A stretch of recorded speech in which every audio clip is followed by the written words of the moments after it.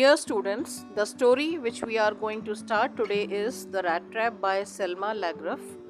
It is a story about an old peddler and thief who has frustrated with his life, but a young generous woman named Adla, through her kindness, changed his bitter attitude about life. The human beings are trapped for their own benefit. इस story rat trap में ये बताया गया है कि एक peddler था जो कि चूहे के पिंजरे बना करके बेचा करता था, लेकिन फिर भी उसकी ज़िंदगी में खुशहाली नहीं थी।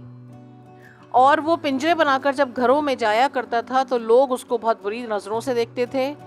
और एक दिन ऐसा हुआ कि वो एक आदमी जो कि क्राफ्टर था, राम्सजो आयरन मिल में पहले काम किया करता था, उसके यहाँ पर वो जाता है।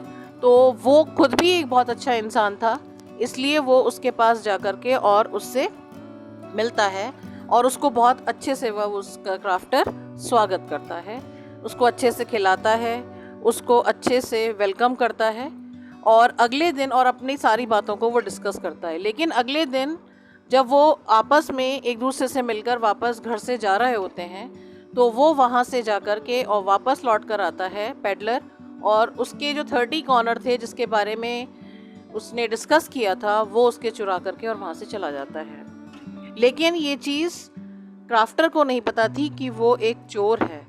वो उसको एक अपने ही जैसे इंसान समझ करके उसको लेकर के आता है और चोरी में वो खुद उस ट्रैप में इतना बुरी तरह से फंस चुका था कि वो जंगल का रास्ता पकड़ लेता है, लेकिन वो अपने सिंबल तक नहीं पहुंच पाता। लेकिन उसके बाद में वो वहाँ पर एक मिल में जाकर के रुकता है और उसके वहाँ जो मालिक था वो उसके पास आता है, क्योंकि वो क्रिसमस था अगले कुछ दिन बाद। तो उसने सोचा कि शायद ये किसी रेजिमेंट में कोई वर्क करता था, लेकिन ये वहाँ से छोड़ करके चला आया है। तो उसने वो जाना कि एक रेजिमेंट का इंसान है, तो वो उसको अपने घर ले जाने के लिए बोलता है, लेकिन वो जाता नहीं है। फिर वो अपनी बेटी उसके पास आती है एडला। जब वो उसको अपने पास लेकर के आती है तो वो उसको वहाँ पर उसको अपने घर ले जाती है क्रिसमस के शाम को सेलिब्रेट करने के लिए।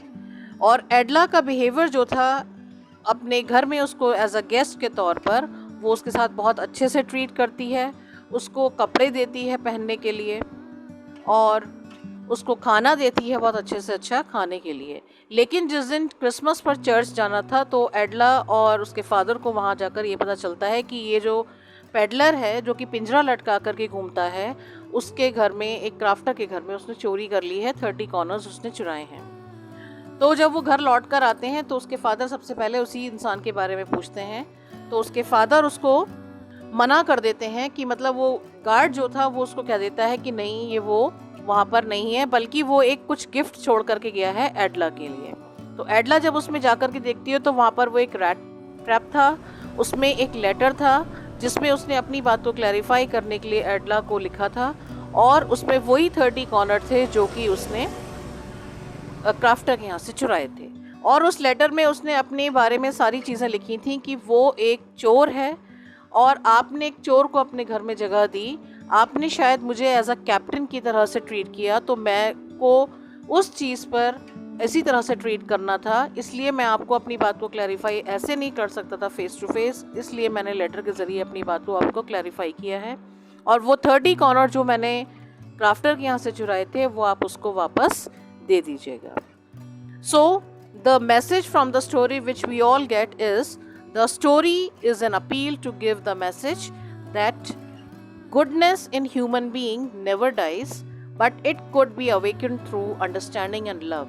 इंसान की अंदर अच्छाइयाँ होती हैं, लेकिन कुछ इंसान अगर बुरे भी हैं तो उनकी उस अच्छाई को बाहर निकाल सकते हैं हम अपनी समझदारी से और प्यार से, जो कि एडला ने किया इस पेडलर के साथ में, और वो अपनी ज़िंदगी को पूरी तरीके से बदल देता है। Thank you so much, and this is all about this chapter.